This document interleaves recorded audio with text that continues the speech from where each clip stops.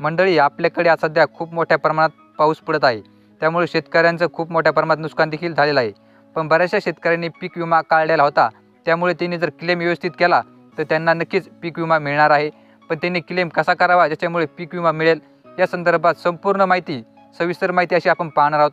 तसेच मी तुम्हाला या व्हिडिओच्या माध्यमातून पीक विम्याचा क्लेम देखील करून दाखवणार आहोत, त्यामुळे तुम्ही व्हिडिओ शेवटपर्यंत नक्की पाहायचा आहे. चॅनलवर तुम्ही नवीन असाल तर चॅनल सबस्क्राईब करायला विसरू नका. तर सर्वात प्रथम तुम्हाला क्रॉप इन्शुरन्स प्ले स्टोरवरून हे ॲप डाउनलोड करावं लागणार आहे. डाउनलोड केल्यानंतर काय अशा प्रकारे तुमच्यासमोर इंटरफेस ओपन होईल.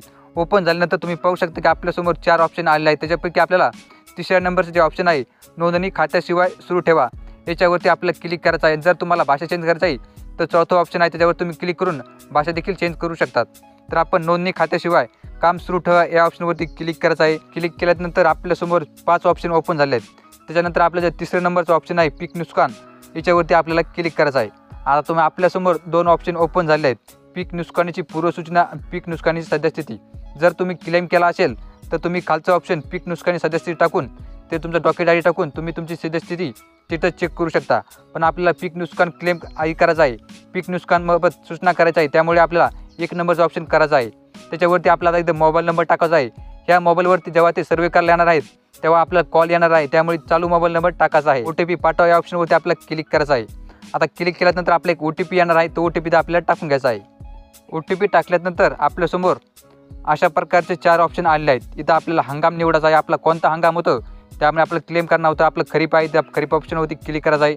इथं वर्ष निवडायचं आहे, जे आपलं वर्ष असेल ते टाकायचं आहे. 2024 आपलं वर्ष आहे, त्यावर आपण सिलेक्ट करून घ्या. आपण कोणत्या योजनेअंतर्गत पीक विमा भरला होता, तर आपण प्रधानमंत्री फसल विमा योजनेअंतर्गत भरला होता, त्यामुळे याच्यावरती आपण क्लिक करून घेऊया. इथं आपलं राज्य मागत आहे, आपलं जे राज्य आहे महाराष्ट्र ते आपण इथं निवडून घ्यायचं आहे. निवडल्याच नंतर तुम्ही पाहू शकता की आपल्यासमोर निवडा खाली ऑप्शन आहे, त्याच्यावरती आपल्याला क्लिक करायचं आहे. आता तुम्ही इथं पाहू शकता की नोंदणी आपण कशात मार्फत केली आहे, बँकेमार्फत, AID मार्फत किंवा फार्मर लॉग इन मार्फत. तर आपण CSC अंतर्गत केली असल्यामुळे आपण इथं CSC ऑप्शनवरती क्लिक करत आहोत. आता तो खाली विचारत आहे की तुमच्याकडे अर्ज पॉलिसी क्रमांक आहे का, तर आपल्याकडे असल्यामुळे आपण क्लिक करत आहोत. आणि इथं आपल्याला अर्ज क्रमांक जो आपला पॉलिसीवरती नंबर असेल तो आपल्याला टाकून घ्यायचा आहे. टाकल्यानंतर यशस्वी या ऑप्शनवरती आपल्याला क्लिक करायचं आहे. पॉलिसी क्रमांकच्या समोर एक बॉक्स आहे, त्याच्यावरती क्लिक केल्यानंतर आपलं जे शेतकऱ्यांना पीक विमा भरला होता ते सर्व ऑप्शन आले आहेत. कोणकोणत्या पिकाचा विमा भरला होता ते देखील आपल्यासमोर आलेले आहेत.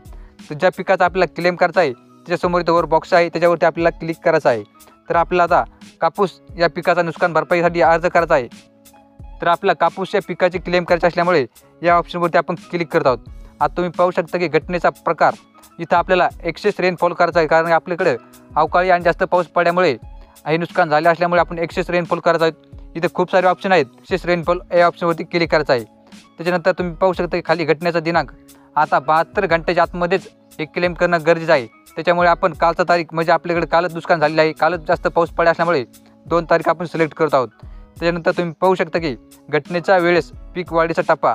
आता तुमचं पीक हे उभं होतं का तुम्ही काढलेलं होतं का अजून कोणत्या स्थितीमध्ये होतं ते तुम्हाला इथं मागवत आहे, त्यामुळे आपलं पीक उभं होतं या कारणामुळे आपण स्टँडिंग क्रॉप या ऑप्शनवरती क्लिक करत आहोत. क्लिक केल्यानंतर तुम्ही पाहू शकता की तुमच्या पीक नुकसानीची संभाव्य टक्केवारी, तर तुमचं किती टक्के नुकसान झालं असेल तुमच्या अंदाजाने इथं तुम्हाला टक्केवारी मागत आहे. तर आपण इथं 95% करत आहोत. आता तुम्ही पाहू शकता की शहरा ऑप्शन आलेलं आहे. शहरामध्ये तुम्हाला जर या पीकविषयी अजून काही तुम्हाला माहिती नोंदवायची असेल किंवा अजून काही तुम्हाला सूचना करायच्या असेल ते देखील तुम्ही इथं नोंदवू शकतात. तरी तुम्ही फक्त असं करू शकता की माय क्रॉप लॉस्ट एवढं ऑप्शन करून घ्यायचं आहे.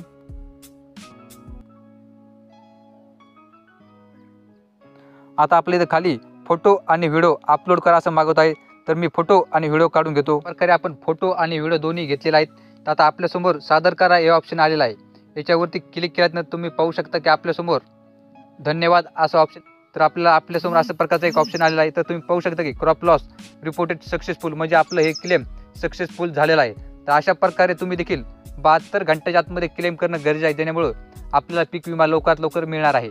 ही माहिती आपल्या शेतकरी बांधवांना शेअर करायला विसरू नका. तसेच या योजनेसंदर्भातच्या आणि सरकारी योजनेसंदर्भाच्या नवनवीन अपडेट माहिती व्हिडिओ पाहण्यासाठी आपलं YouTube चॅनल सबस्क्राईब करायला विसरू नका.